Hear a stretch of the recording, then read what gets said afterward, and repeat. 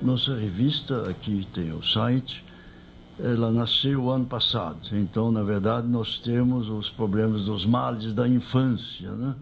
E as outras revistas já têm alguns anos. A RAI, então, tem 40 anos. 49 anos. E nós temos apenas um ano. Somos os mais jovens, né? Eu sou um dos editores, na verdade, editor executivo, ou seja, não sou o editor principal, da JOCM, é o Journal of Operation and Supply Chain Management, ou seja, como é uma revista em inglês, né? Uma revista eletrônica em inglês, o jornal, revista de operações e de cadeias de suprimentos. Nossos temas são logística, cadeia de suprimento, operação, produção, indústria, serviços. A gente discutiu os vários problemas, a dificuldade de conseguir bons artigos, o que é um bom artigo, né? Como melhorar o artigo, né? E nós mostramos as dificuldades que existem no Brasil, em particular, em que todos os editores, revisores, pareceristas não são pagos para isso, trata-se de trabalhos voluntários. Então a demora na obtenção de revisões, né? Todos os artigos são revistos pelo menos por 2 pareceristas e por um editor da área. Então tem no mínimo 3 profissionais que examinam esses artigos, né? Essa revista, chamada JOCM, ela é filha de um seminário, esse Simpói, que está ocorrendo exatamente nesses dias, né? E o Simpói já é muito conhecido, é o principal seminário na área de produção no Brasil, seguramente. E uma das coisas que nós discutimos hoje é se esses artigos, se essas apresentações, melhor dito, podem ser convertidos em artigos. E nós pegamos então os melhores deles, não? Selecionamos os melhores, isso é uma base boa para nossa produção. Pela CAPES nós temos que produzir 15 artigos por ano. 15 artigos, e dá muito trabalho fazer a revisão, a editoração final do artigo, dá um trabalho considerável, e inclusive porque nossos textos são em inglês, não? Então nós temos que traduzir. O autor já tem dificuldade em escrever em português. Para escrever em inglês, embora seja mais fácil escrever em inglês do que em português, muito mais fácil, não? A língua inglesa se presta muito melhor do que o português, não tem tantas sutilezas, não? B1, aí a qualidade é excelente, o máximo os artigos, a questão da endogenia, né? Tem que ser no máximo de 30% os artigos de uma mesma instituição, né? E tem que estar indexado no Cielo. Para ser B1, tem que ter minimamente isso. Esse encontro de editores, a gente previu 6 temas para serem abordados, né?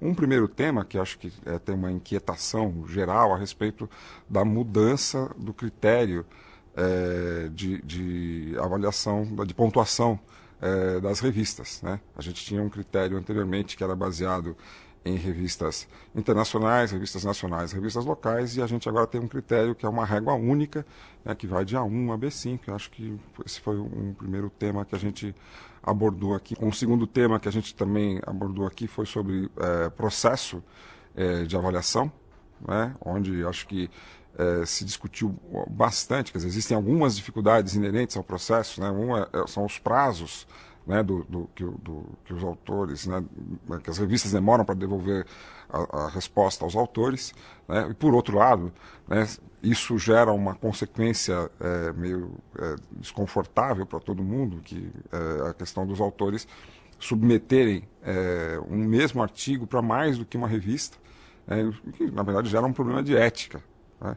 Isso foi um tema bastante discutido aqui, na verdade.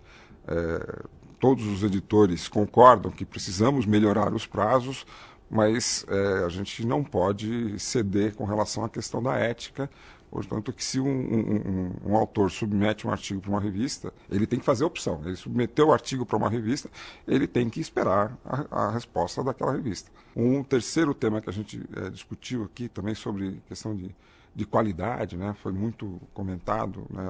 A dificuldade, até foi bastante enfatizado o problema de que na nossa área, né, é muito comum, os autores às vezes têm problemas de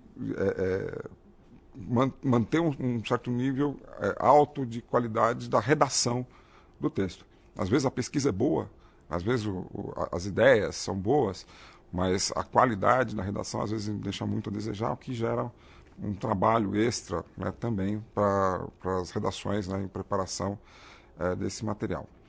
Mais um tema foi a questão de periódicos se tornarem eletrônicos, né? Hoje, a lógica, né, do mercado editorial, não é só das revistas acadêmicas, a lógica do mercado editorial é uma lógica de a gente usar cada vez mais, né, os meios eletrônicos para leitura de textos, né? Então, é muito natural que as revistas também caminhem, né, para ser maciçamente produzidas eletronicamente.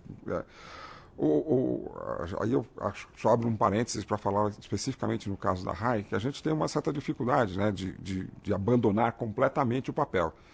Esse é um tema que está como prioridade, né? A gente tem uma reunião do Conselho Editorial da RAI para daqui a 20 dias, onde a gente quer discutir exatamente isso, como é que a gente consegue acomodar as duas coisas, né? Quer dizer, ampliar mais a nossa atuação no mundo, no espaço eletrônico, né? Eu acho, por exemplo, que a gente pode explorar muito melhor o espaço eletrônico, né? Abrindo, por exemplo, comentários para os leitores em geral, o público que frequenta os sites da revista, poder fazer comentários sobre os artigos. Acho que esse é um feedback que os autores podem receber, que é um feedback meio um tanto inédito, né? As revistas acadêmicas em geral não têm uma tradição muito forte de sessão de cartas, né? Mas eu acho que tem um espaço muito interessante. Hoje o feedback do autor que o autor recebe é simplesmente o feedback dos avaliadores. Uma vez que o artigo foi publicado, aí o autor não recebe mais feedback nenhum. Ele vai saber se o seu artigo é relevante ou não, se é importante ou não, se ele for citado. Por outro lado, uma revista com a tradição da RAI, é muito difícil a gente abandonar completamente a publicação em papel, né? Até porque a gente se diferencia um pouco também por causa disso. Quer dizer, então, a gente está querendo achar a fórmula adequada para juntar as duas coisas. A gente instalou os medidores, né, no site da RAI, e a gente descobriu uma coisa que ninguém sabia, né? A gente recebe visitas no site da RAI, gente que vai consultar os artigos, né, no site da RAI, de mais de 50 países, né? Inclusive, de maneira muito interessante, a gente descobriu que a África portuguesa é assídua frequentadora do nosso site. Pesquisadores de Moçambique e de Angola estão constantemente, que a gente não publica só em português, a gente publica também em inglês. A gente hoje tem adotado uma política de respeitar a vontade do autor.